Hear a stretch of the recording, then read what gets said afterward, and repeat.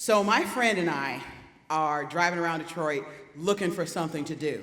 And this is a problem because my friend Mark is the kind of person who will say to you, if you get a tattoo, I'll pay for it. So that means all kinds of things could possibly happen right now. And while we're driving, we are on 8 Mile and Gratiot. Those of you who live near Detroit know the sound. Yes, exactly. And we come across a gypsy fortune teller. And we decide, why not? So we go in the gypsy fortune teller, and I'm using that term over and over again because when you walk in the building, there's like pictures of meat on the wall because it used to be a butcher shop. But moving on. So the gypsy comes out and looks at the two of us and says, you go first. So she points to Mark, and Mark goes first. And I'm sitting there and I'm trying to figure out, well, I should probably have a question. You know, I don't want like random information about my life. I don't live the kind of life where I want to know what's going to happen. It's probably best that that just sneaks up on me. So, because the stuff so far has been out of control.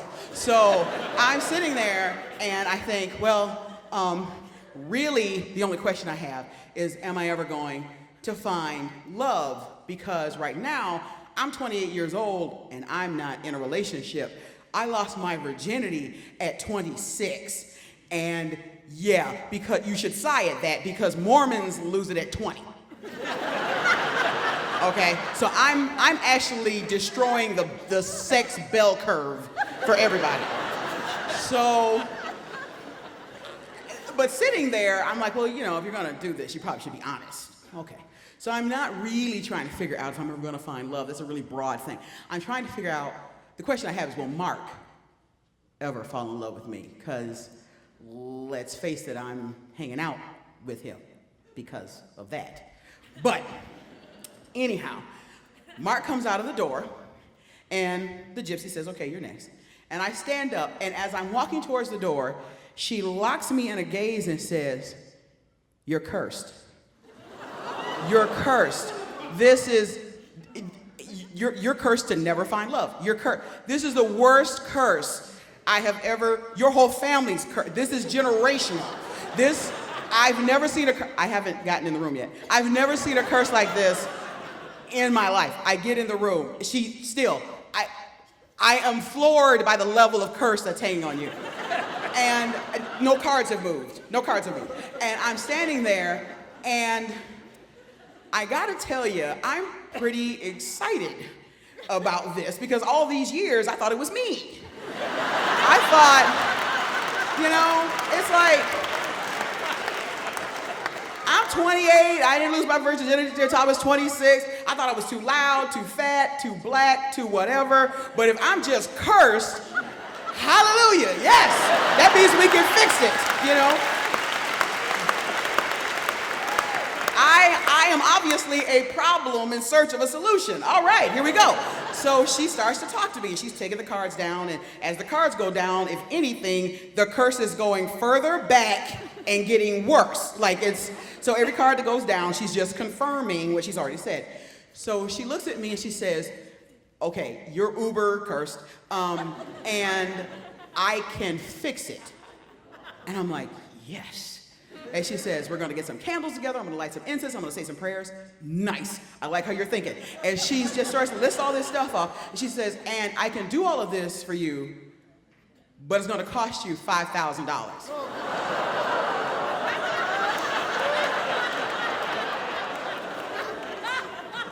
Okay, now I'm mad. Okay, because I'm from Detroit and you are trying to hustle a hustler. All right? We do this game in the D every day, and you think that I'm gonna give you $5,000 to lift a curse. I'm gonna get right on that. Top of my list of things to do next. So we pay the gypsy fortune teller and we leave. And as we're driving away, I'm thinking to myself, yeah, but you know, like 26, you might really be cursed, you know? But I don't have $5,000. So I'm thinking all of this through. And it dawns on me, well, the only way I can lift this curse is I'm gonna have to do it myself. And the only way to do it myself is I'm gonna have to become a witch. Nothing I can do. There's nothing I can do. What are my options? What are my options? If you can't afford a doctor, you have to become a doctor. What's your option?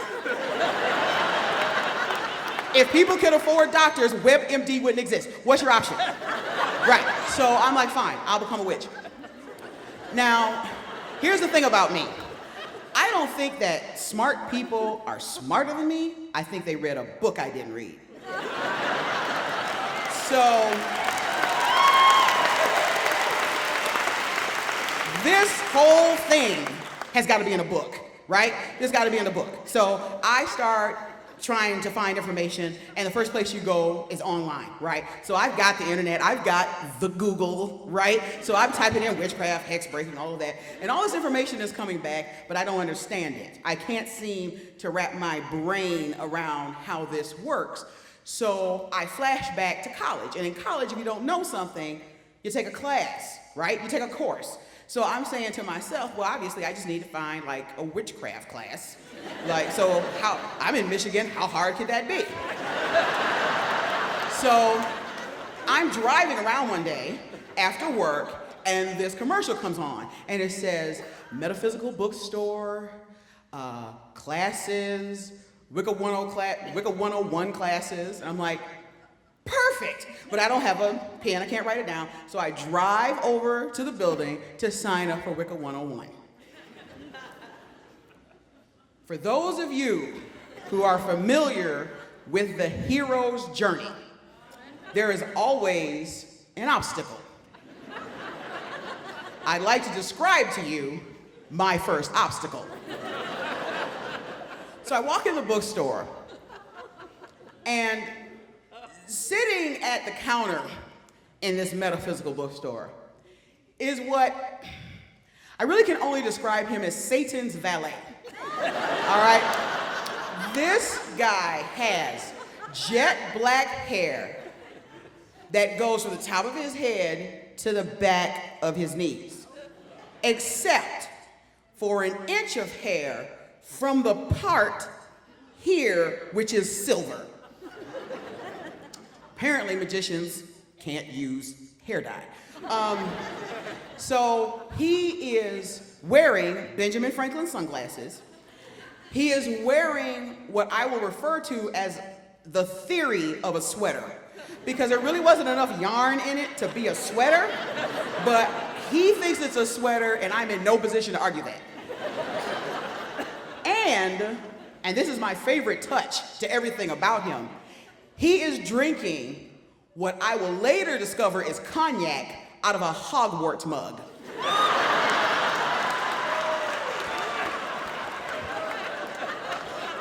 Now, my family is Baptist, right? Not up here Baptist, where people get out of church in less than 8 hours, but like Georgia Baptist, like every day in church Baptist, right? So I look at this guy, and all I can hear are my uncles, who are all preachers, beginning with, the wages of sin is death. That is death before you. I'm like, this is true, okay? And this guy scares the hell out of me, and I'm gonna leave. And then the voice in my head says, you were 26, and you don't have $5,000. And I'm not waiting another 26 years. All right, well, there you go, motivation. So I get to the counter, I say I want to sign up for the Wicca 101 classes. He runs off, grabs a pen, signs me up, and I start taking these classes.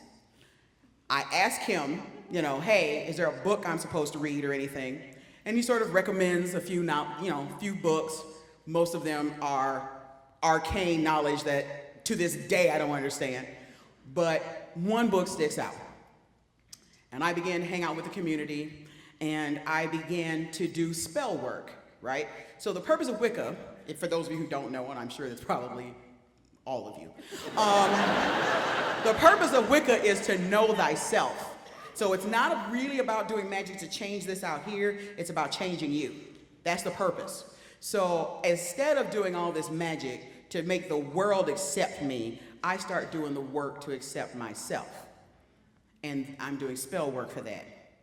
And one of the pieces of spell work I do is to be open to love in all of its forms. No matter what form it shows up in, just be open, right? So it just so happens that as I'm working with the community, the author of the book that finally made me understand Wicca is doing a fundraiser, right? Pagans have fundraisers, okay? Churches have fundraisers, guys who golf have fundraisers, we have fundraisers. But there is a difference between, like a fundraiser, I don't know, here in Ann Arbor where people have money, and a pagan fundraiser in downriver Michigan. Probably the thing that you need to know is that nobody in this room at this fundraiser has any money, but you don't know that because they're all dressed like Gandalf the Grey. They're wearing so much stuff that you're like, well, obviously you have some cash to buy that. I mean, that tree you're walking around with alone has got to be like $100. Also, these are all my friends. I love them. Some of them are here tonight, but they're not the most financially savvy folks in the world. But these are the kind of people who won't pay a gas bill because they need a new hat. So fundraisers can be challenging in the pagan world. But I'm at this fundraiser, and I'm sitting at a table, and I look out, and this woman is walking across the room, and all the lights seem to go out, and all the people in the room seem to disappear, and all I can see is her. Now, this could have been a romantic moment, except that voice in the back of my head says, you're black, you're a woman, you're a pagan. Are you sure you're gonna just add lesbian to that list?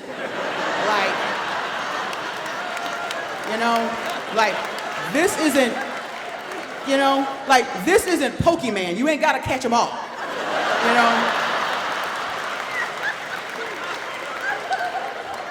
But I keep looking at her and I'm thinking, yeah, I'm probably gonna have to add lesbian to that list.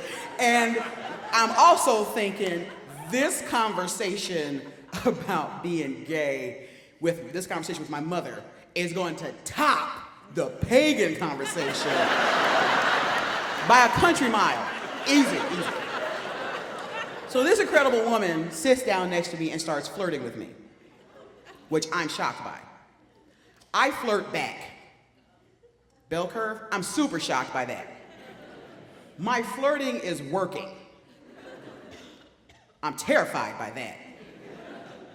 And the whole time that I'm sort of talking to her, but trying to talk myself out of talking to her, the spell work that I've been doing pops up. And the spell work was, be open to love in all its forms. So you might as well be open. So 10 years later, I'm not to anything. I am married to that woman that walked across the room.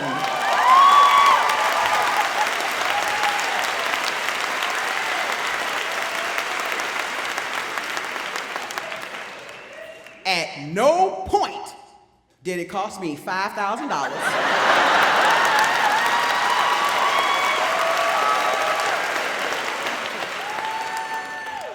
And believe me when I tell you, I can lift one hell of a curse. Thank you.